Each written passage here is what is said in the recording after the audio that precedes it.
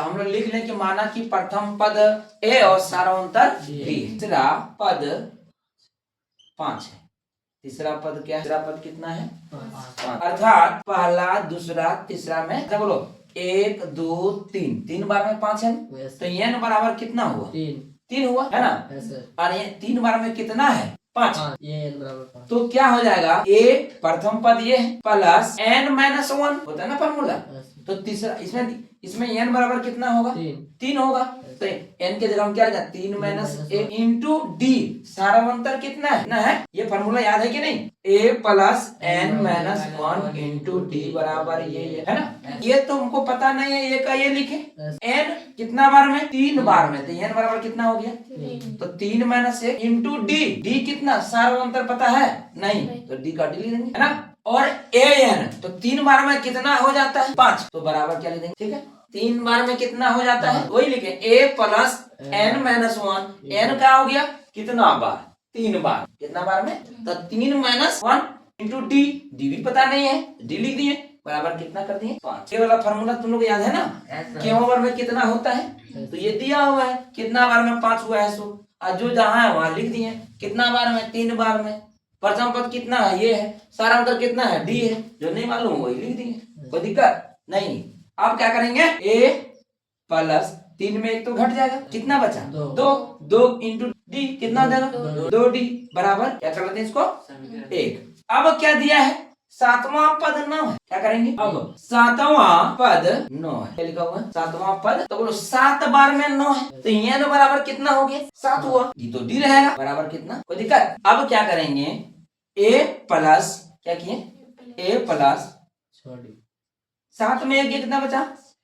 6d बराबर 9। इसको मान लेते हैं समीकरण 2। अब इसको समीकरण दोनों समीकरण को हम लोग हल कर देंगे। क्या कर देंगे? ये देखो इस समीकरण 1 और समीकरण 2 में देखो जो ये प्रथम पद यहाँ भी ये विलोपन विधि से याद है कि तुम लोग के नहीं? इसी समीकरण से इसको हल कर देंगे। क्या करेंगे?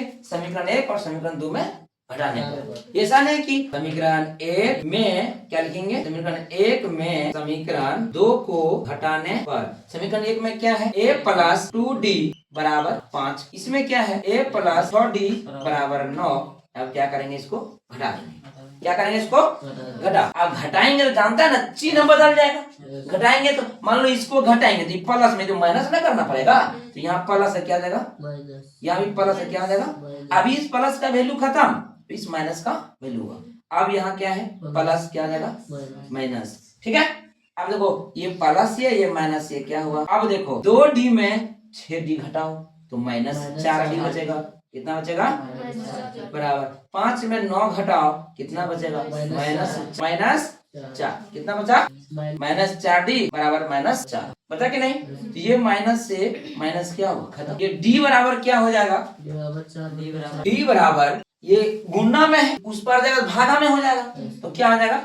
4/4। अब क्या करते हैं? 4/4 कितना? d बराबर कितना निकल? अब d का मान कहाँ रख देंगे? d का मान किसी भी समीकरण में रखो, किसी भी एक में रखने किसी भी समीकरण में 1 में रखो, 2 में रखो, तो 1 में रख दी है ना।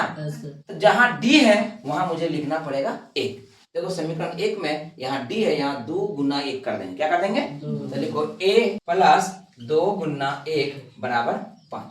बोलो ये a बराबर ये गुना करो 2 गुना 1 2 हुआ, प्लस में उस पर जाएगा क्या हो जाएगा? 5 माइनस कितना हो जाएगा? 5 माइनस 2 कितना हुआ? a बराबर 3। अब हमें प्रथम पद और सारांतर पता हो गए। अब बोलो अब हम लोग लिख सकते हैं AP बराबर अतः AP बराबर क्या लिखेंगे? मतलब क्या करेंगे? अतः हमें तो तीसरा पद और 7वां पद पता है। हमें कौन कौन सा पद निकालना है? प्रथम तो निकल गया, द्वितीय पद तृतीय पद निकालना है। तृतीय तो दिया हुआ है ना, तो निकाले। अतः AP बराबर क्या होता है? अतः AP कैसा होता है? होता है A1 A2 A3 A3 दिया हुआ है, A4 A5 A6 A7 यही तो लिखा निकालेंगे। तो प्रथम पद A हुआ तो निकाल चुके हैं। कितना? ठीक होगा? हो कि नहीं होगा? अब बोलो A2 कितना होगा? प्रत्येक बार D बढ़ जाएगा। क्या बढ़ जाएगा? अंतर बढ़ जाएगा। तो A2 कितना होगा? D कितना है? प्रत्येक बार 1 बढ़ना हो जाएगा 4। कितना हो जाएगा? होगा। और तीसरा पद तो दिया हुआ है 5, तो हुआ ना। चौथा क्या देगा 6 7 8 9, बोलो कोई दिक्कत? Dot dot dot